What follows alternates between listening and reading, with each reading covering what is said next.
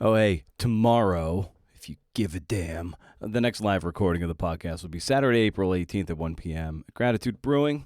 They're going to kick our ass out at 4 o'clock. Yeah. Well, the event's 1 to 3, but we got to get the fuck out of there, man. Lydia Yuknovich is going to be our guest. She's the author of The Chronology of Water, Reading the Ways, and the editor of a new collection on menopause called The Big M.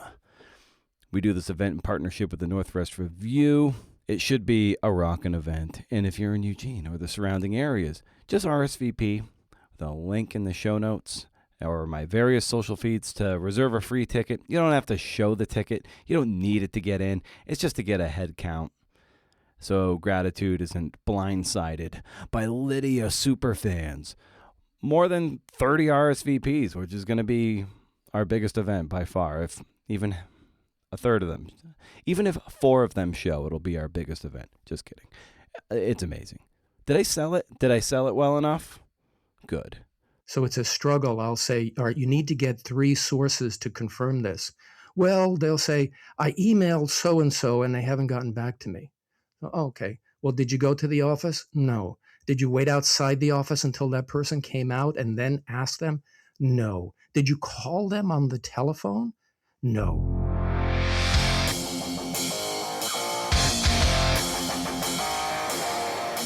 Hey, this is the Creative Nonfiction Podcast. Whoopee! The show where I talk to tellers of true tales about how the fuck they do it.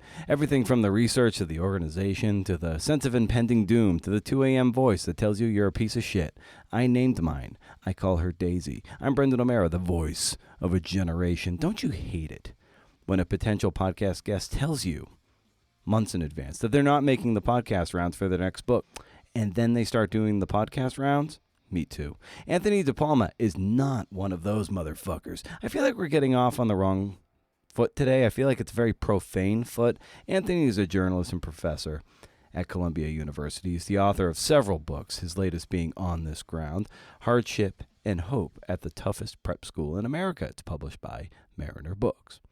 Now, he spent 22 years as a reporter for the New York Times and another 8 before that as a stringer for them. So doing the math, that's like 30 years. He reported a lot on Mexico and Cuba, as well as Albania, Guyana, and Suriname. You can find him at anthonydepalma.com and on the Facebooks and Substacks at Anthony R. DePalma. Speaking of Substack, make sure you head over to welcometothepitchclub.substack.com and check out Pitch Club, where I invite people to share pitches of any kind and have them audio annotate them. It's a thing I wish I had as a baby freelancer. And I offer this wisdom outside the academy, man. Yeah, I don't do that shit. Outside the academy, the wisdom of people who do this for a living, and I give it away for free. All I ask is for your trust and permission. Welcome to pitchclub.substack.com. Rate and review the podcast, too. Anthony DePalma. All right. He's been all over the world, man, telling true stories. He's the author of The Cubans, City of Dust, The Man Who Invented Fidel, and Here, a biography of the new American continent. And now he's got this new book out, On This Ground. And in this conversation, we talk about how not to confuse journalism with newspapers, the need to tell stories, the stunning lack of curiosity among young journalists, not wearing headphones on walks, accelerated intimacy, the challenge of being satisfied with the writing, still being a work in progress after all these years, what to do when you can't be everywhere at once, cutting 30 to 40% of his manuscript, radical pragmatism, what makes St. Benedict's such a tough school, and how grafting apple trees is like writing. I hope you'll stick around for the after dinner mint, the parting shot on when does being realistic become a limiting belief. But for now, let's cue up the riff.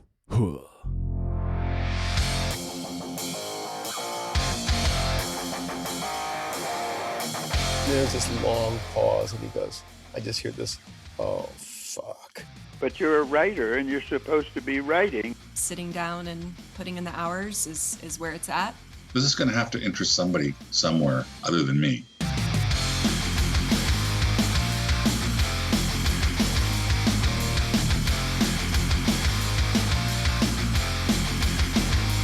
Like journalism has always been, it's always been like a murky, and there's always been threats to it. be it technology or government or whatever. But how, given the span of your career when you came up as a reporter and now trying to teach younger reporters everything, how to go about the work, like how do you approach teaching it in this ecosystem?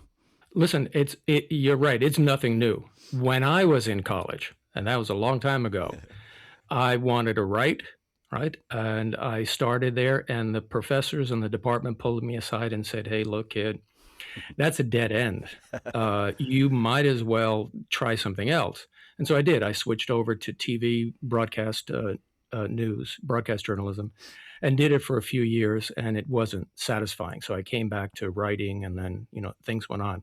So what I tried to tell the students at Columbia, and they're not kids, right? So it's a graduate program. Many of them have some experience already, is not to confuse journalism with newspapers. Newspapers are one set of communication methods, one way of getting it out there, but it's certainly not the only one. And today, if they have the right mindset, and that's what I try to get them to do, is to have the right mindset, there are so many more opportunities, because you can go out and do a podcast like this, or you can do a newsletter, or you can set up. There are so many other opportunities for you. You can't think of it as, I need to work at the New York Times. You have to think of it as, I need to tell stories, and I've got this curiosity. Brendan, one of the most interesting things that happens at Columbia is when kids come to me, or these young students or young journalists, and I'll give them a line like that about curiosity, and they'll say, "But like, how do you build curiosity?" Which means that they're not curious. And that means what?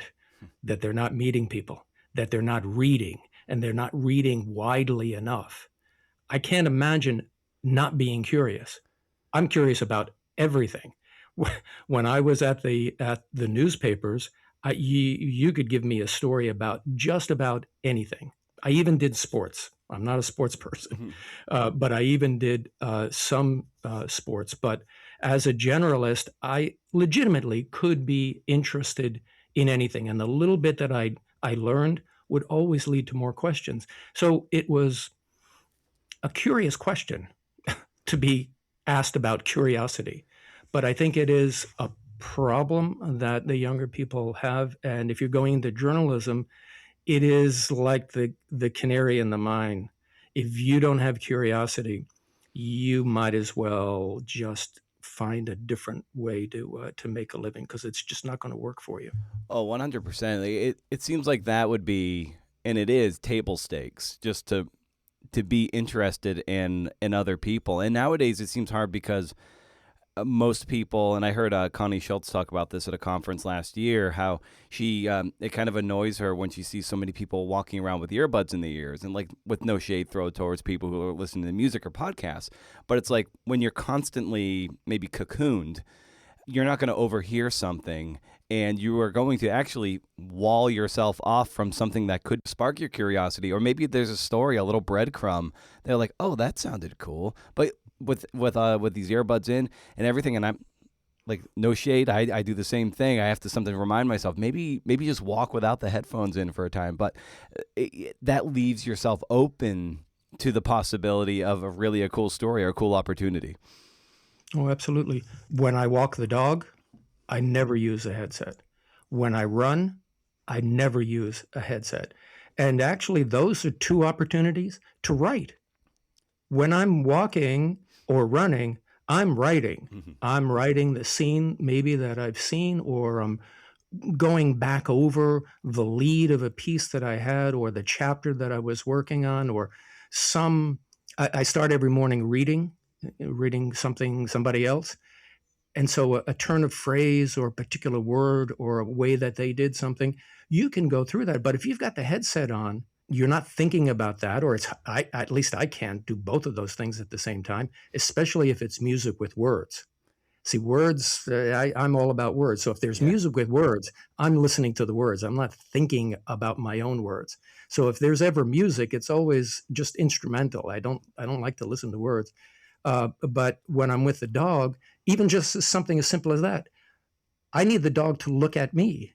I need to know that he's looking at me in order to get that bond. And as I'm training him now, I watch all people coming by. They've got the headsets on. They don't even say good morning. They don't know who I am, and they don't even know who their dog is or what he or she is doing. So I think the young journalists that I see at Columbia are very much like that. And one of the biggest problems they have is actually going out and talking to people. Mm-hmm. So it's a struggle. I'll say, all right, you need to get 3 sources to confirm this. Well, they'll say, I emailed so-and-so and they haven't gotten back to me. Oh, okay. Well, did you go to the office? No. Did you wait outside the office until that person came out and then ask them? No. Did you call them on the telephone? No. And so I think they've grown up in a way that you communicate electronically or digitally. You don't have a face-to-face communication, and they don't understand or realize or value what you get out of talking to someone in person, out of actually being there. So they'll try to recreate a scene based on a photograph or a digital representation of it. And I'll have to say, well, go out there or go out there again. Yeah. I just had this situation, and the reporter said, well, I was out there a lot. I said, really? Well, yeah. I said, I was out there probably a couple of hours. And this was for a 5-month project. I said, a couple of hours? No, yeah, you practically have to live there so people will understand that you're there for some reason and you'll make those contacts. So we ended up 5 months later, and he wasn't able to bring me one real person. Oh, wow. That he interviewed on the street. Well, yeah, journalism done well is such a face-to-face human craft and trade, and getting face-to-face, especially when we're in such a digitally interfaced era. Like, talk about a trust accelerator. If you can break down this digital divide and just meet someone face-to-face, whether you are, see eye to eye, but if you're there in person, people are going to be far more willing to share their stories, open up, and just give us the juice that we can run with. Sure.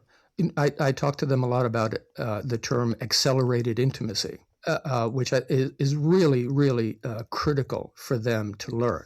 You understand how you make friendships with neighbors, how you make friendships with your roommate over a course of a couple of years, a personal relationship. But if I'm going to go into a school of 800 kids who don't know me, who are 3 generations younger than I am, and then there are faculty and monks who are suspicious because I'm a reporter coming from outside, even if I'm going to spend a year or 2 there, I need at the very outset to accelerate this process of intimacy so they trust me and they open up to me and allow me into their lives. That's basically what I need to do. Is I need to get into your life. The natural reaction to somebody else, if they're not a celebrity, is hold off. No. I don't want you in here because I don't trust you. So trust is the currency that we deal with. And you can't do that. You can't develop trust in an email. You just can't. Right. You have to do it face to face, person to person. The previous book I did to this one was on Cuba, right? The Cubans, Ordinary Lives in Extraordinary Times. Although I've been going to Cuba since 1979, at this particular point, there's nobody there that I know. So I had to start from scratch. I basically began with one contact in this one town. But I picked this town because it's the town where my wife was born.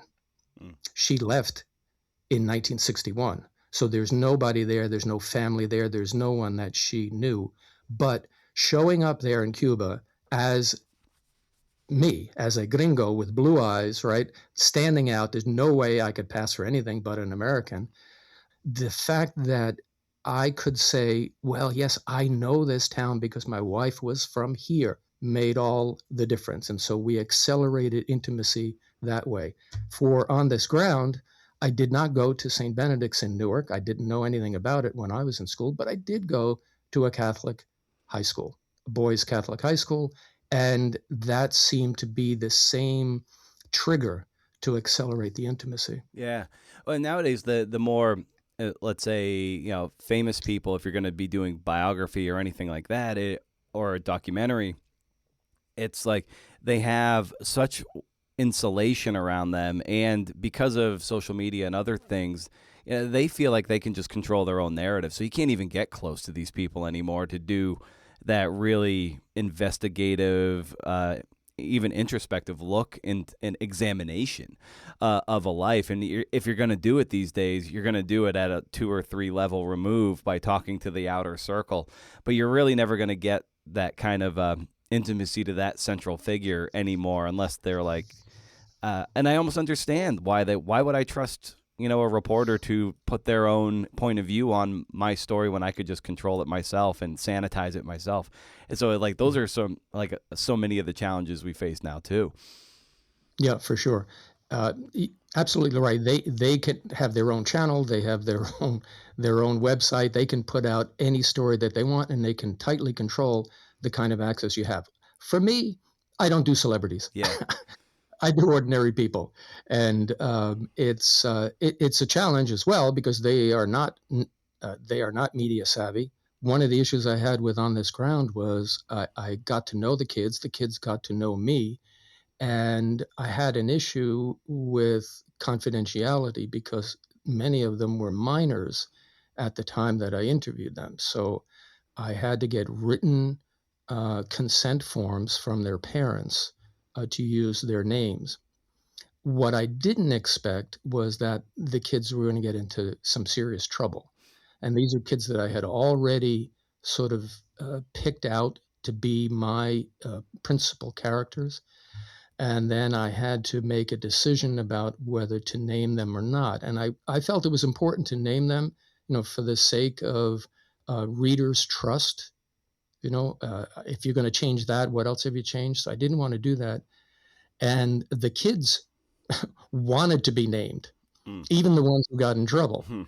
But in this case, I had to be a little bit more paternalistic about them and say, yeah, because they were 18 by the time they graduated, so they could give me permission. But I said, in 5 years, when you're looking for a job, your name will come up.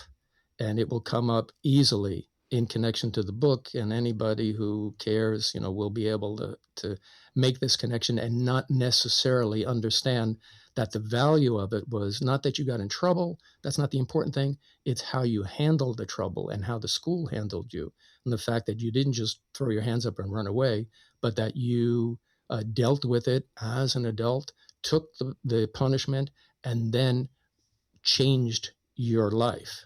That's the really important thing. That's what Benedictines do. That's the path to redemption that they offer.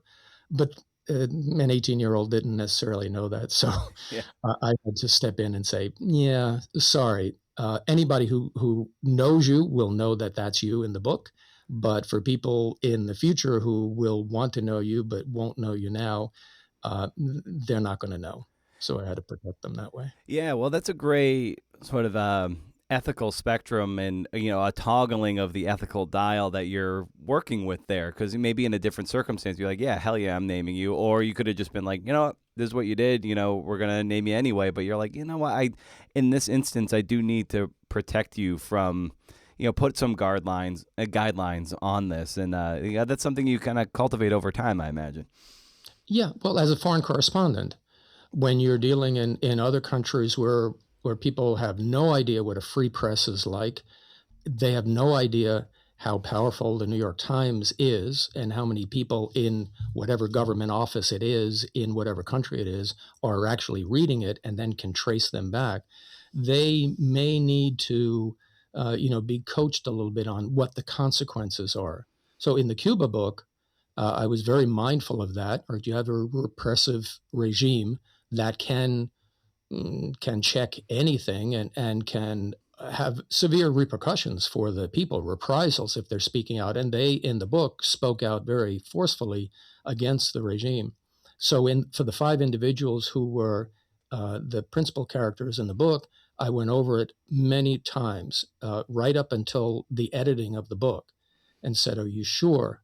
And they all said, "Yes, I want you to use my real name and I want you to get the truth out." And the consequences for them could have been great. Fortunately, they didn't, so far, they haven't suffered any reprisals. On the other hand, the government got me. And the first time I tried to go back to Cuba after the book was published, they stopped me at the airport in Havana, pulled me out of the line, grabbed my passport, detained me.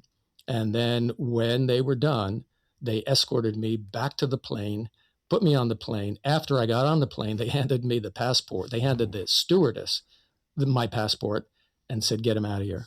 Oh my So God. I'm now officially persona non grata in Cuba, but my people down there are okay, at least for reprisals from the book. Unfortunately, they're suffering a great deal right now. Oh wow. Yeah, what does that do to your to just your headspace and your psyche when you're like, suddenly persona non grata, pulled out of a line, passport taken. Like, that's a real scary situation to be in. Yeah. Well, you realize how defenseless you are. My phone didn't work at that time in Cuba. There was nobody there except for the car that was outside waiting for me, but I couldn't even get a message to them. My family didn't know anything, and I had no organization behind me. I was not any longer a New York Times correspondent. But on the other hand, it gives you an insight and some empathy to what those people down there live with every day. And so anybody who speaks out, and you might see some of the videos now, they're encouraged to go out in the street, and they don't have guns, and they're not organized in the way that they can overthrow the government, but they do what they can. So they go out in the street and they bang pots and they burn the garbage that's been there because it hasn't been collected. But even that is a statement of extreme courage, because when you have so little and you know that the government can take away the little bit that you have, risking it takes a lot of courage. And you've written several books, and I always love getting a sense of what is easier and what is still really difficult about book writing from someone who has a lot of that experience, and for people who are listening who have very little of it and they like to get a sense of what that experience is like. So for you, Anthony, just what has become easier in book writing for you, but what is still really a huge challenge to it? Yeah.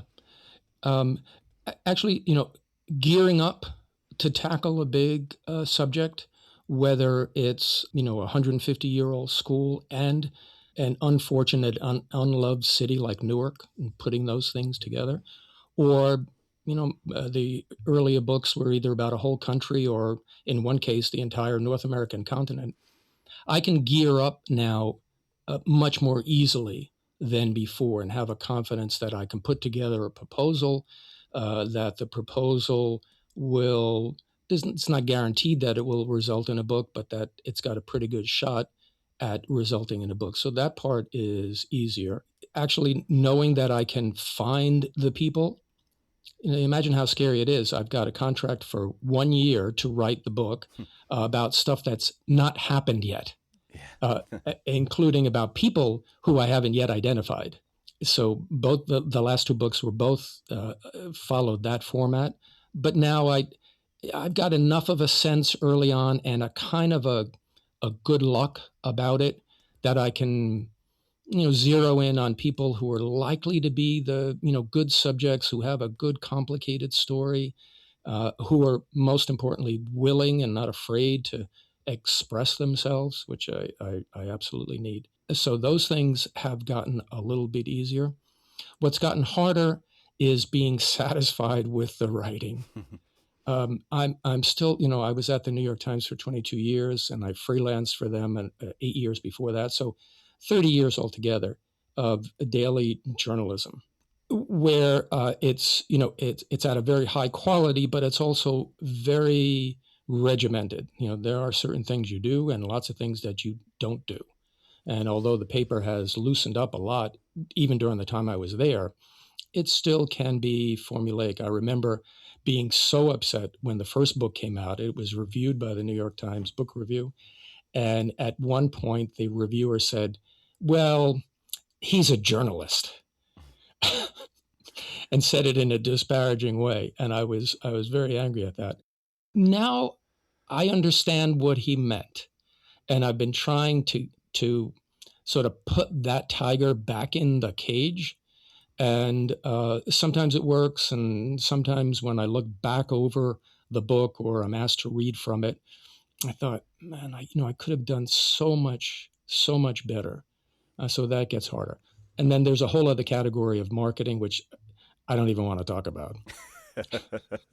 Well, yeah, when people coming up in journalism or newspaper reporters, and then you get maybe the opportunity and thrust into pure narrative, it can be hard. And like that journalistic pejorative could be like, it feels maybe stilted and, yeah, it doesn't feel, not that I love lyrical writing, but it doesn't feel, novelistic, I guess, which is why when a writer, say like George Saunders, writes like a reported essay, like that has some snap, crackle, and pop that maybe a newspaper reporter doesn't, because he's just writing so virtuosically. And then he brings that to nonfiction. It's like, oh, wow, this is pretty pyrotechnic. But I totally see that, because I came up in newspapers too. And then you're just like, you have to unlearn a lot. I imagine that's kind of what you had to unlearn, a lot of muscle memory to sink into book writing and narrative. It's all that analysis and, that personal observation that you leave out. I remember one time writing a story. It was about a conference, an international conference. And I wrote that the person at the dais was close to tears.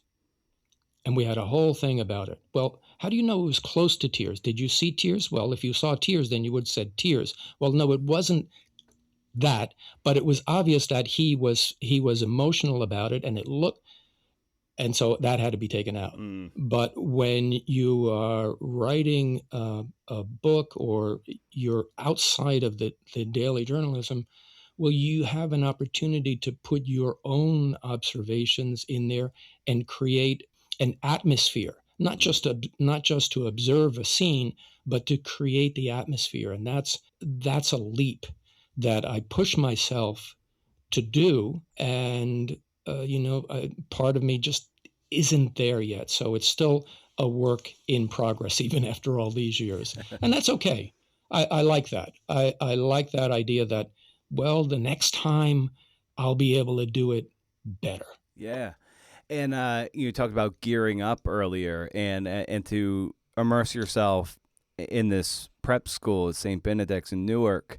What was the gearing up for this, the access and that initial trust that got you into the door, got you on the ground? Yeah.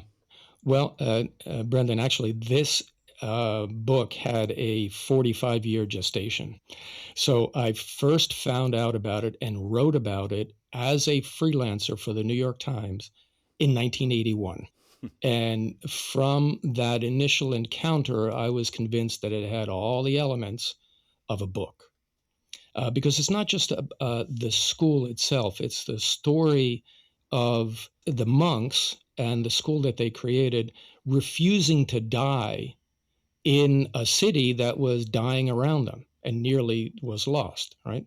So this school was started in 1868. It lasted for a century, doing what a middle class working man's prep school does. Takes the sons of immigrants and puts them up a couple of legs up on the social and economic ladder, creating lawyers, doctors, politicians, mayors, even a couple of bishops, right? 1960s. And it started in a monastery. Most monasteries are up on a hill, out in the countryside, serene, sublime, contemplative. Well, this one was started on what was the outskirts of the city of Newark in the 1850s. But by 1967 is in the inner city, in the worst neighborhood in this city that's on the decline. So the riots take place basically across the street. And almost immediately, all those faithful alums are reluctant to send their sons into the city. It staggers along for until 1972, until the monks say, yeah, you know what? One of us is going to get killed here. They're white in the middle of a totally black neighborhood. The building next door is occupied by Emiri Baraka, and the not the Nation of Islam, but his organization, which was basically Black Power, right next door. Mm-hmm. They vote to close the school, and half of them leave, but the other half stay. And monks take this vow of stability, which differentiates them from other priests, basically meaning a commitment to the community where they take their vows. In this case, Newark. It's not on a hill, it's right in the middle of the city. So by extension, the community is also the community of Newark and the people in it. The guys who stay try to find jobs, and they look at each other after a couple of weeks and say, hey, we never signed up for this. We're teachers. The need is still here. The kids are different, but so what? So they reimagine school. Imagine that they reimagined the school in 1972 and reopened it in 1973, while the city is falling apart around them. The Newark News, the biggest newspaper in the state, 100 years old, folds. Nobody's going to buy it anymore in Newark. Ballantine Beer, one of the biggest employers, been there for 100 years, closes, 3,000 people out of work. All the railroads that come into Newark that make it a transportation hub, they're all bankrupt. Everybody who can is getting on the new highway going down to the Jersey Shore and getting out of town. That's the moment that they decide to stand fast. Wow. And they reopened the school, a school that had up to 1,000 kids. They reopened it with 89. And basically no business plan, no real idea of how they're going to do this. They elect as headmaster a 26-year-old monk who's a graduate of the school, who has had more experience in the classroom as a student than as a teacher. And he's the headmaster. And they say, well, yeah, they're priests, right? And they're monks. So they say God will prevail and God will provide. And they just do it. They do it because they're committed to it. And now, 50 years later, they're back up to 1,000 kids. They are a model for urban education. All the kids graduate. Nearly all of them go on to college, not because they're studying for the SATs solely, right? They take SATs, but they do all right.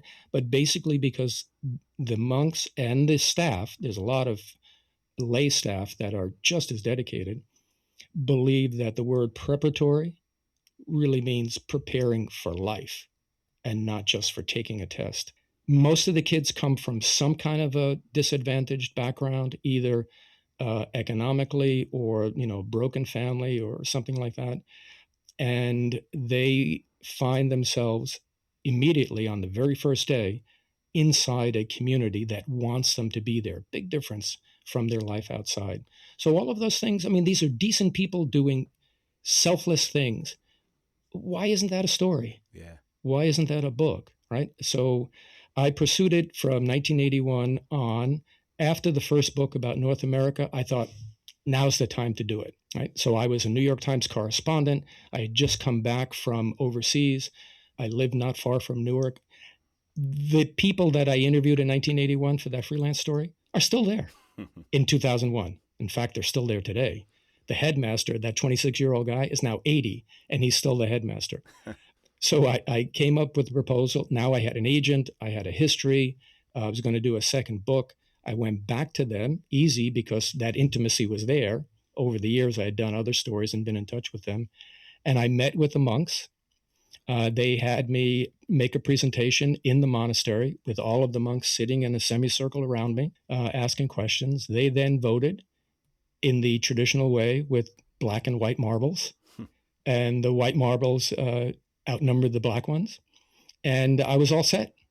And then a few days later, the abbot, each of these monasteries is self-governing, and the abbot is the head, called me in and said, yeah, you know what, good idea, but we're going to pass.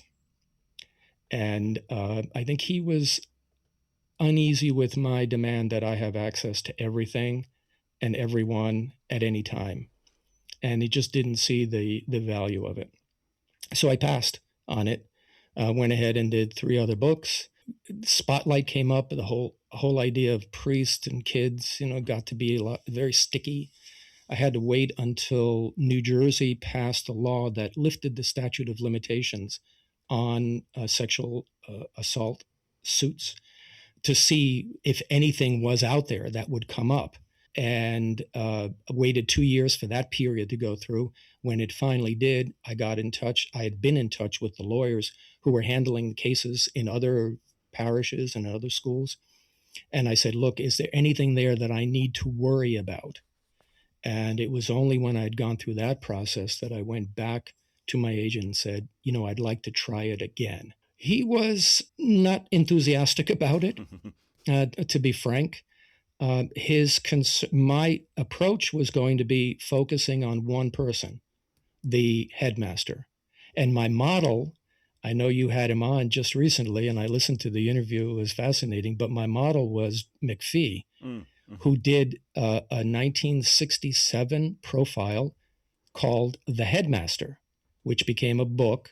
And it turned out that when Father Ed, the headmaster of St. Benedict's, was just a very young priest in the seminary, one of the older priests handed him a book and said, you should read this. And he looked at it, and it was McPhee's The Headmaster, about the headmaster of Deerfield Academy, who'd been there for 60 years, who came in when the school was just about bankrupt and made it into, a national institution. So I thought, perfect. Here, after doing the 5 families and the Cubans, I could focus on one person, which is what I wanted to do. And it's this blend, right? Because obviously I'm white. Most of the kids are Black or Latino, but the monks are white. So it seemed to be a good in between. I could meet all of those people. My agent said, I can't sell that. I can't sell a story about white monks in a Black neighborhood. It would look like the white savior story, and there's no market for that. I argued with him that it's not the case, that the monks were there before the neighborhood was Black by about 100 years, but it didn't work. So I had to switch to a focus on students. And that was a problem because I wanted to tell the story from 1967 on. Father Ed could do that. None of the students could because they were only there for 4 or 5 years. So I looked around, and then I thought about alumni, and I was lucky enough to find one of the people who was in that very first class of 89 kids in 1973. He was a Black kid at the time who lived 2 miles away from the school, used to go down there to play basketball. And then when he was encouraged to enroll in the school, his parents were encouraged, he would get to the school by walking the 2 miles down Springfield Avenue, which was the principal area of the riots. It was a commercial street that was basically ravaged by 1967. And in the years that he was making that walk was still devastated. So he became a continuing character because he's now the freshman basketball coach. Anthony he Badger, retired right? and went back. Yeah. So that gave me a narrative arc telling his story. And within his story, I could tell the story of Newark and of the school closing and reopening, which then allowed me to talk about the 50th year of the new school, the reimagined school, which is the year that I embedded myself and introduced those students, and then end the narrative with Anthony, the basketball coach, making that same walk back to his former home along Springfield Avenue that now has changed, and it allowed me to talk about the changes in Newark, and the changes in the school, and the changes in Coach Badger as well. His story is quite dramatic. Yeah, Anthony's story, is incredible, and you essentially like lead off the book with him. He's one of the very first names that we encounter in the book, and certainly one of the last and one of the more powerful characters and stories in the book too. And as you're embedding with the school for a year, you can only be in so many places at one time.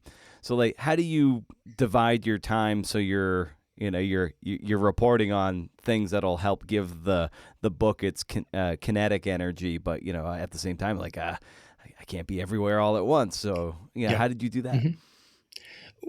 I think journalism helped in that, especially being a foreign correspondent. If you're a foreign correspondent in Mexico, there's stuff happening all the time, and you have to decide what you're going to cover and have contingencies. If this doesn't work out, let me do that. In Mexico, we used to, it was incredible. We used to schedule 3 interviews, same day, same time, with the understanding that at least one of them was going to cancel, one was going to be late, and maybe if you were lucky, one would actually hold to the scheduled time. So it was easy to schedule 3. I kind of knew, because I'd been following the school for so long, what their schedule was like, although much more complicated than I realized. I knew I didn't want to be in the classroom every day. I didn't want it to be that kind of a book. I was mostly looking at the aspects of the school that made it tough and different, so I could pick and choose that way. And then once I sort of settled by maybe 3 or 4 months in on a small group of kids who I thought were going to be in the book, I could then switch over to follow their schedule. And then there were events in the school year that I knew I had to cover, like the freshman overnight, at the very beginning, where they live there for a week and they start this process of building community. The Appalachian Trail hike, which I was intent on completing with the kids. The complication there was that they now have girls, and they stagger the groups so that the girls never encounter the boys on the trail, which meant that I had to extend my trip and could only do both. And they're happening simultaneously, one day apart. The only way I could do it was to get help from the school, which sort of trucked me back and forth between the girls and the boys. But the 5-day trip for me was 6 days, and it's supposed to be 55 miles. I probably did close to 60 or more. Oh, wow. They were also in the middle. I didn't want to do much about sports, although sports is a big thing, because I thought it wasn't that unique a part of what the school does. Lots of schools do it. They were exceptional in that they could succeed so much, particularly in a few sports. Water polo, who would expect it, right? Water polo, fencing, and soccer. Soccer was more expected, but the year that I was there, they were on a 106 game winning streak. The seniors in the school had never gone to a game that the soccer team lost. They had the Gatorade High School Soccer Player of the Year. He was awarded it 2 years in a row. Wow. So here they were going for the state prep school championship, which was against another very good prep school, which would have meant whoever won that was basically the best high school soccer team in the country. So I knew I had to cover that as we got to it, and I went down there, and I've been now persona non grata for soccer games at St. Benedict's as well, because they lost. Yeah. The only game that I watched was the only game they lost in 7 years. Wow. But that led to another incident that that I cover in the book, which then got even more complicated as some of those characters became involved in another controversy later on. Yeah, and speaking of like those two particular controversies, it's one of those things where when you're embedded and you're reporting on in real time, and you don't know how the arc of the thing is going to play out. You don't want to wish ill will on anybody, but ill will often leads to the dramatic beats in a narrative. So at some point you're like, well, I hope something happens, but you don't. I had an experience with this too. I won't belabor it, but it's just like, you do wish for something kind of like gnarly to happen because that's good for the book, but at the same time, you don't want it to happen because it's bad for the kids at the heart of this. So it's like, how do you navigate that tension that you need these things to happen, but at the same time, you kind of don't want them to happen for their own sake? Yeah. And that's exactly what happened, because the characters involved in both of those incidents were initially supposed to be the heroes of the book. And in a way they are still, but circumstances changed dramatically. So as soon as the first incident happened at the soccer game, I thought, well, this is rich. and actually I started it without my contract being signed. So we were still negotiating with the publishers, and that happened. So I could then add an addendum to the proposal with that in it, and it helped seal the deal. So that wasn't so severe. When the second incident came and some of the same people were involved, and now we were talking about, a real challenge to the profile of the school that I was writing about. Now, we got reviewed by the Wall Street Journal. It was a nice big review on publication day, so that was good. Nice. I objected to one aspect of it because they did mention these incidents, and they used it to question whether or not the high standards are actually effective. Legitimate, but they left it at that. The important part of putting it in the book was the way the kids responded to it and what they did afterwards. We mentioned it earlier on, that they didn't just throw up their hands, but they acknowledged that they had made a mistake and they dealt with it. And that's a big part of what St. Benedict's and the Benedictines themselves do. So I felt that I could decently include those incidents because they showed so much about how the school works, and it also showed how difficult life is for these kids. You could have done a book from the inside about a school like St. Benedict's and presented it in glowing terms. Just focus on the fact that all the kids graduate. Attendance is 96% on most days for an urban high school. There are schools in Newark where daily attendance is around 40%, where graduation is, 60% of the kids graduate, and many of them don't go on to college. So it's unique in so many ways, but it's not perfect. And I thought legitimately I needed to include people like this and their experiences. I'd like to mention one thing that happened to me in this book that I'd never dealt with before. The publisher required the manuscript, when I handed it in, to be sent to a sensitivity reader, someone that I didn't pick and didn't know, not someone in-house. It was a freelance sensitivity reader. And she was given the manuscript and told to look through it to make sure that I wasn't stepping on any toes, misstating things, being insensitive. We never really talked about what the consequences would be. I mean, who gets the last say? I didn't have any say about whether or not I wanted it to be reviewed that way. As it turns out, she didn't have any objections. The only comment she came back with was asking me to make sure that the kids who were negatively portrayed aren't all minority kids. They wanted to make sure that there was that negative aspect didn't just fall on minority kids, and it didn't.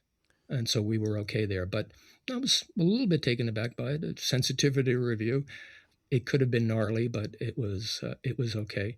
So in going back to your question, I have to admit guiltily that when the first incident at the soccer game came up, I thought, yeah, that's drama.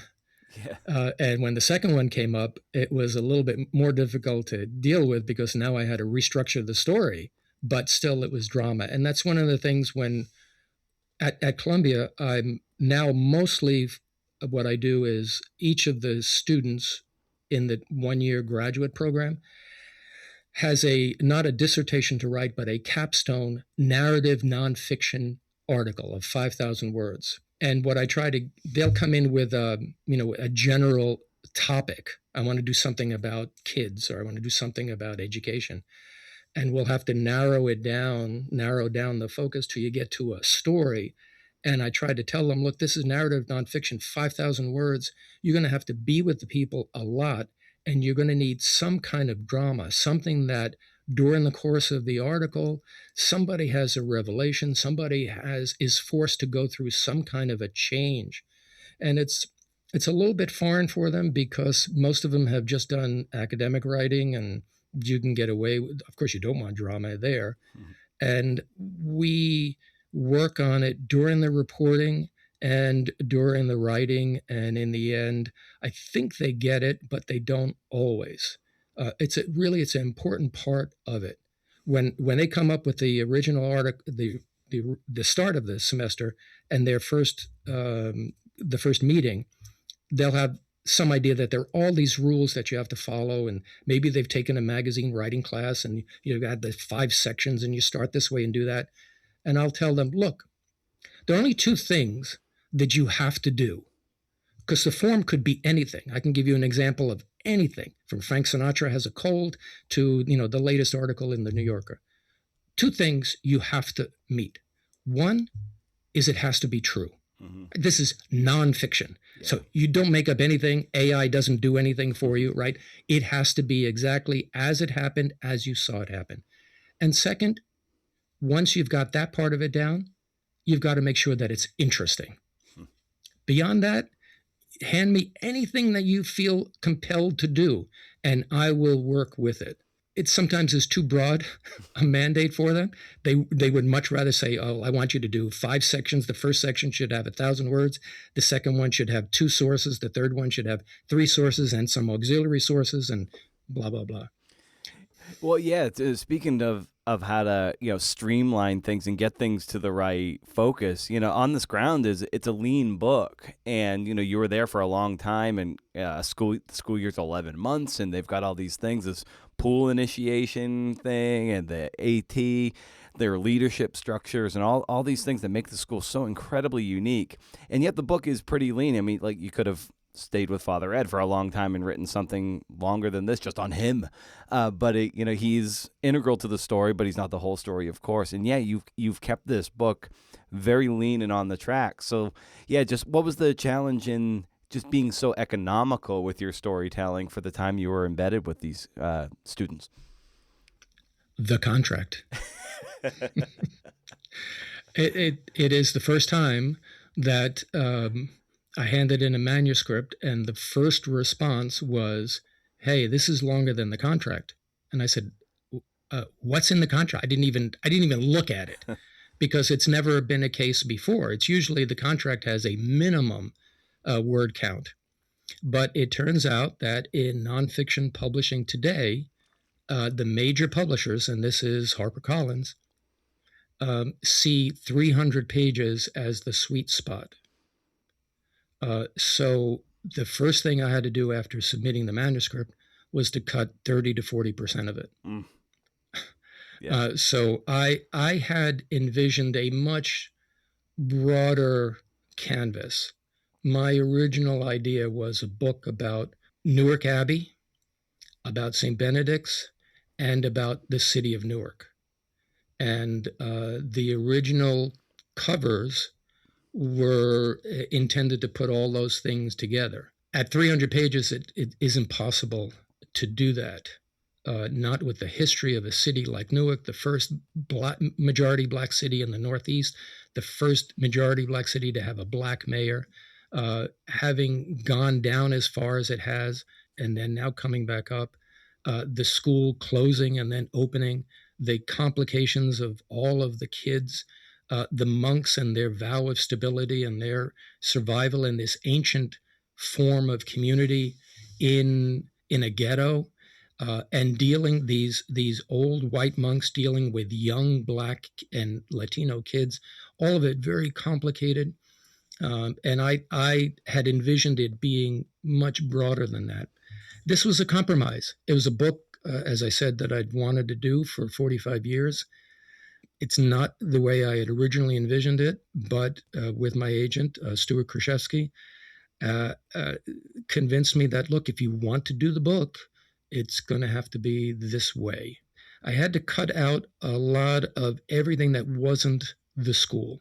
Mm. So all of that stuff about the monks, for the monks living together for 60 years in this place, watching the world change around them. Remember, Father Ed and some of his confreres entered the monastery as Vatican II was being negotiated in Rome.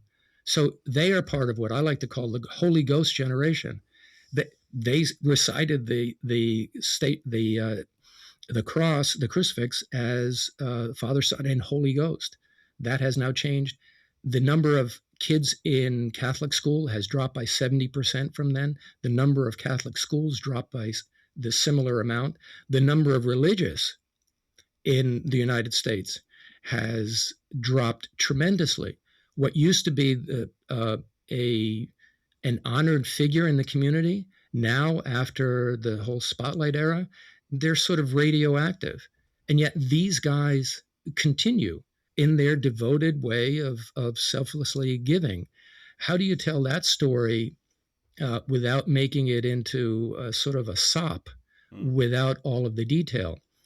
In the end, I had to leave most of that out. It was very interesting. During the time I was there, the oldest monk died in the monastery. They don't have a retirement home. They don't have retirement pensions or anything else. They stay until they die. So I accompanied them to the cemetery, and there were two young monks there, guys who had just taken their initial vows. So one was 25 and the other one was, I think, 23, maybe just 24. So I watched them standing there during the burial. They're watching this elderly monk who was 90 being buried in the monk's own burial plot in the cemetery that they once owned way back when. And I said to them, what does it feel like to know that that's the arc of your entire life? You've dedicated yourself to this place. You're going to, at some point, you're going to be right there. And it was interesting that they said, well, it's comforting in a way. Unlike us, or at least I'll talk for myself, not knowing when I was 23 what was going to happen, where I was going to be, how far I'd get if I got anywhere at all. I could see the sort of sublime serenity of knowing in advance and being dedicated to something. Now, I was dedicated to writing, but there was no guarantee that I was going to be able to do it. Here, they're dedicated to this life that they've chosen. And in spite the fact that the numbers are decreasing and, society seems to be changing, they've already survived 1,500 years. I'm sure that for them, this is sort of a momentary disruption, and they'll get through it. All of that stuff that I had hoped to get in there is in my notebooks and in the computer somewhere in the edits. And the rest of it, I had to do the best I could to try to weave a little bit of that in there, but basically let the kids tell the story. Yeah, I particularly loved like Ray and Lucia and their leadership styles, and then how those are they were left to have like this no cell phone policy that was pushed against by the head leadership, but then they're like, this is the students' call, and that's part of what makes the school unique. We're going to let them see this thing through, and then then you see leadership styles change over the years, and that's kind of that baked into the ethos of the school. That was really great to see that illustrated in your book. Yeah. Their point of view is that the kids should be leader. Don't do anything for kids that they can do themselves, and be prepared for them to make mistakes, because they will. I think that is a pretty logical way of doing it. I like to think that Father Ed and the others have adopted a kind of radical pragmatism. They look at life as it is. And so even when it comes to dealing with the kids, they're going to make mistakes because, as Father Ed said, they're mentally impaired. They've only got partially formed brains, and they don't always understand the impact of what they're doing. But for the monks themselves, staying in Newark, it would have made much more sense financially and even from their own personal point of view for all of them to have left in 1972 and move out to the suburbs where they had another school that has a much more traditional prep school profile, kids with lots of money, lots of privilege, no problems like they have in Newark. But they didn't do it. They stayed. And when they were struggling, one of the alums from before the reimagination came along with tons of money, and they accepted it, which let them build up the school and keep it going to the point where they then made the transition to be their own success.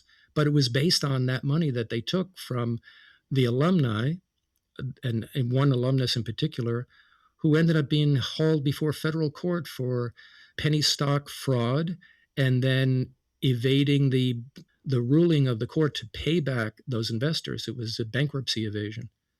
So Father Ed got called in as a character witness, and the lawyers for the government asked him, well, what kept you from calling up your friend and asking him, like, where'd this money come from, and isn't it dirty? And Father Ed showed his Irish background and the big chip he has on his shoulder, and he said, what kept me?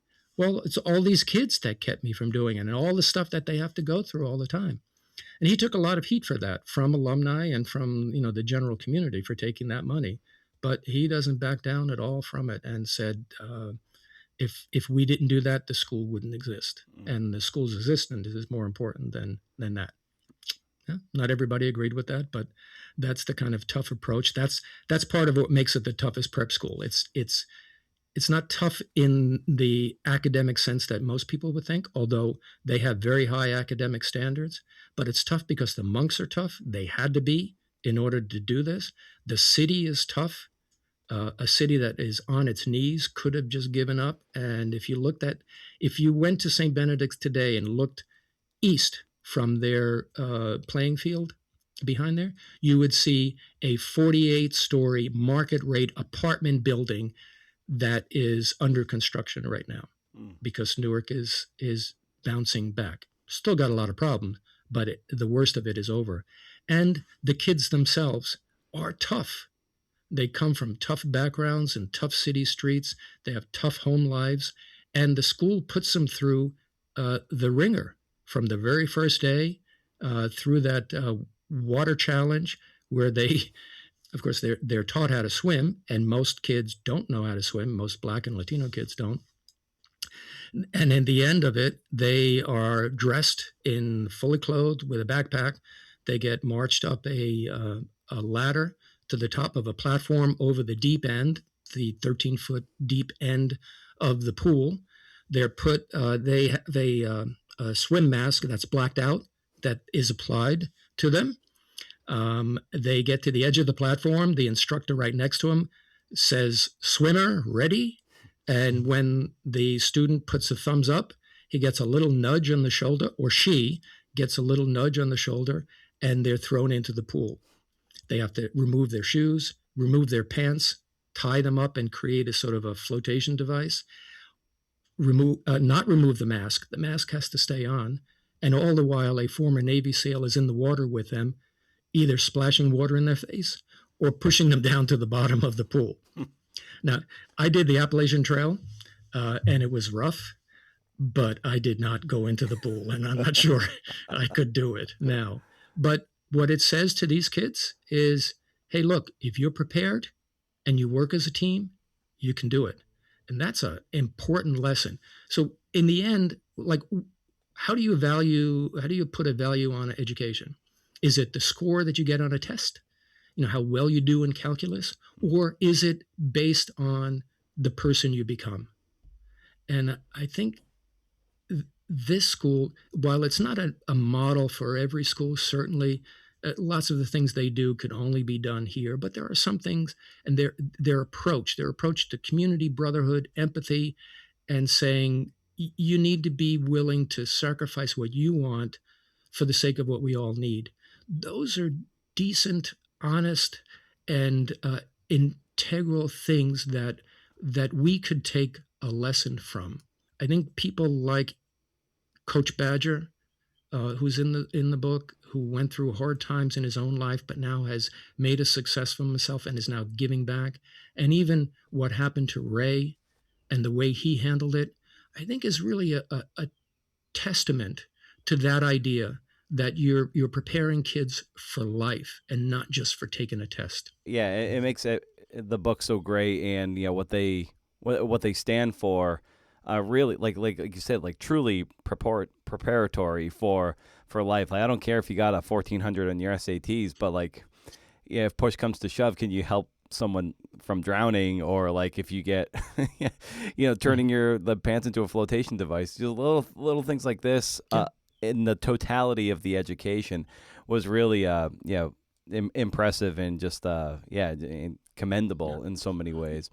Will they want you to be on their team? Can you be on my team if I work at IBM or I work at Indeed or I work anywhere? Can you be part of the team? Hiking with the kids on the Appalachian Trail was interesting because it was clear then, and I've been hiking forever. I did the hike with St. Benedict's in 1981. And so this was like 40 years later, still doing it. Hiking on your own would not be a problem for 14-year-old kids, even if they've never done it. They have so much energy. They have so much, they're so fast, and that was not a problem. The problem was working as a team. They're in teams of 8. And there's one kid in the team who's racing up ahead.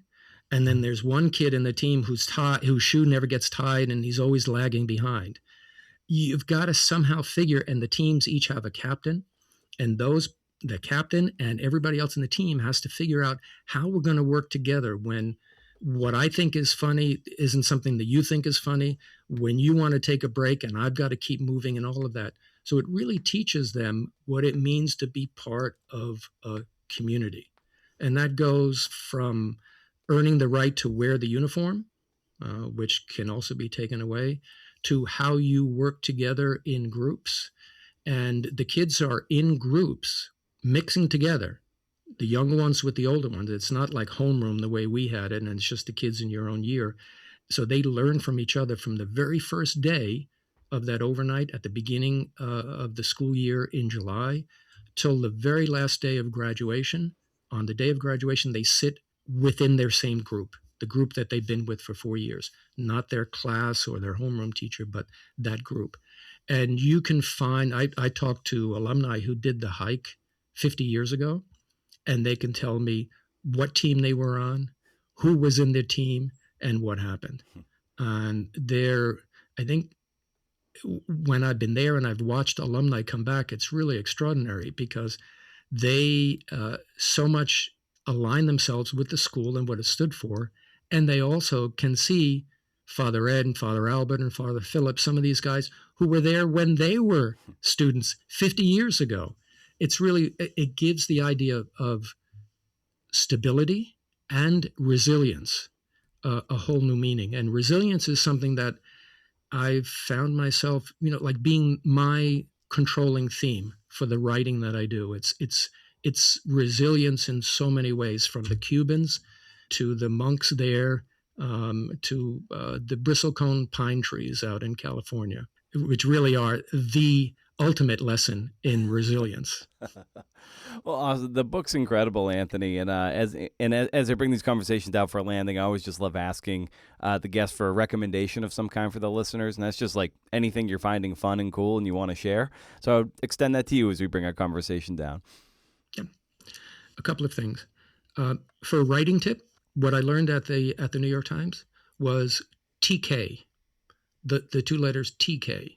All right. There are very few words, if any at all, that have that combination. So when you're writing, and if you're writing on deadline, you're sort of like in a red hot mood of creation, right? So you need to get it in there because there's a deadline.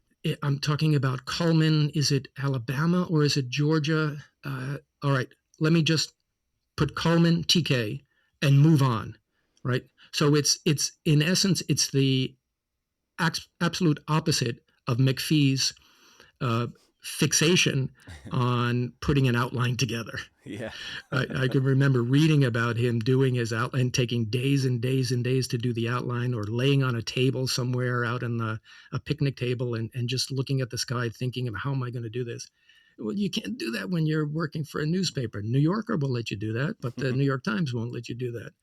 And so I find that it's a good hint for some of the students at Columbia who were used to doing that kind of academic writing where you stop, go back to the book, find the exact date or the figure, and then come back, and you've lost the animation. So I said, try doing it this way. And when you get to a spot like that, even if it's a whole sentence, don't make it up and just write through it, because you won't necessarily catch it on the way back. But you put the TK in there, and when you're going through it, it can't be mistaken for anything other than TK, which means you're missing something. On the other hand, I mentioned the bristlecone pines. The bristlecones are 5,000 years old. They are the oldest living things. Now, there are some cloning organisms that are older than that, but they just, reproduce themselves. This is a tree that started from a seed 5,000 years ago, and it's still there. And the way it survives in a very harsh environment, I've been there, and it's not even soil, it's rock. It's just a rock on the top of the White Mountains in California. Nothing else can survive there but them. They survive by growing very slowly. So I visited them in the 1970s. 40 years later, when I went back to see them again, they're evergreen trees, but it really means evergreen because the needles on the tree that I saw in the 1970s were still there. They take about 50 years for the needles to change. They can grow, trees have tree rings. 100 years of tree rings in a bristlecone could be about less than an inch. So they grow very slowly. They are in a harsh environment, which makes them adaptable to the conditions. And they have the ability to block off one part of the tree that's not getting enough nutrients. They let that part die and train the resources to the rest of the tree. So trees, that idea of resilience has got me into, thinking about and looking at and appreciating trees much more. What I'm doing now is trying to graft apple trees. I've got a little piece of property up in upstate New York. There are old apple trees there. I don't know what kind they are. I guess you would call them heirloom, but they don't look like anything else. And the trees are quite old, so I'd like to propagate them and keep them going. I was born in the city, so what do I know from trees? So I got the apples and I saved the seeds. And I was ready to plant the seeds until I did some checking and I found out that's not going to work. You can't grow that tree from the apple seeds from that tree. You have to take the tree itself, and you do that by grafting. Well, who knew? Lots of people know, but this kid from Hoboken didn't know. So now I've been trying. I did it last year. And it's a long process, almost like writing a book. You have to go up there in late winter to grab the ends of the tree, just the 1 year growth, take those, and you have to preserve them in the refrigerator. No fruit in the refrigerator because the fruit changes the texture of it. You have to preserve them for months until you get the rootstock, and then you start to put them together. You have to slice them and merge them. It's like writing when you slice and put together different things. I did 8 of them last year. 7 didn't do anything at all. Like writing, right? Yeah. Not everything works. The one that did take, I kept in a pot here in New Jersey and watched it every day and made sure it had everything it needed. It finally started to sprout up on top. We got to the fall and it was time to actually put it in the ground. So I put it in the ground right next to the old apple tree that it came from. And I felt very proud of myself. The next morning I came out and the deer had chopped off the top. Oh, no. Just like writing. Just like writing. So this year I have a whole bunch of sprouts in the refrigerator from back in January. And my scion stock just arrived last week. So I'm ready to do it again. Resiliency, right? You need it. You're going to get knocked down. You're going to get rejected. But like the bristlecone, the more adverse the conditions are, the stronger you become and the more resilient you are.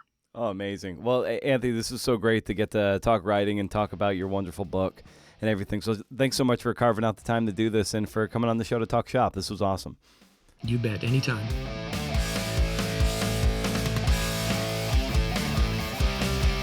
Yes. Awesome.